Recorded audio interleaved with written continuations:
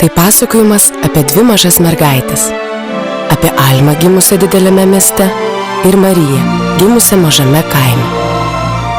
Marija svajojo užaugusi tapti kirpėja, o Alma ištekėti už gero vaikino ir turėti didelę šeimą. Ėjo metai, mergaitės išaugo, tačiau joms nesisekė susirasti darbo, jos neturėjo pinigų. O kaipgi bus su jų svajonėmis ir viltimis?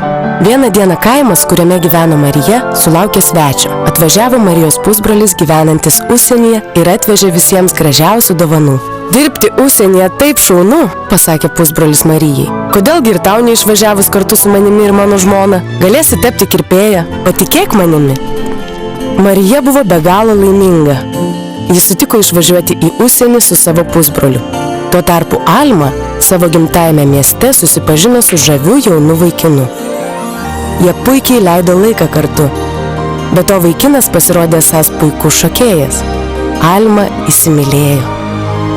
Dirbti užsienyje taip šaunu, pasakė Alma jos draugas. Kodėl tau neišvažiavus kartu su manim? Aš rasiu tau gerą darbą, mes susidirbsim daug pinigų ir surengsim didžiules ir gražias vestuves. Tavo tėvai bus tikrai sužavėti, patikėk manimi. Alma sutiko važiuoti su savo vaikinu į užsienį. Ji buvo labai laiminga. Pagaliau jos svajonė išsipildys.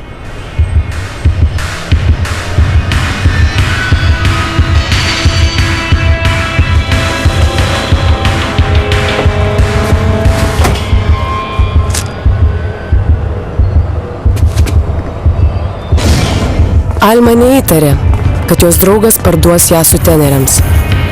Marija taip pat negalėjo įsivaizduoti, kad jos pusbrolis parduos ją į viešnamį. Mergaitės negalėjo patikėti, kad jas privers užsiimti prostituciją. Viskas, apie ką jos svajojo, buvo geresnis gyvenimas. O dabar Marija vis dar yra priversta užsiimti prostituciją. Almai pavyko pabėgti, tačiau ji tikriausiai niekada daugiau nebepamatys savo šeimos. Tai reali istorija.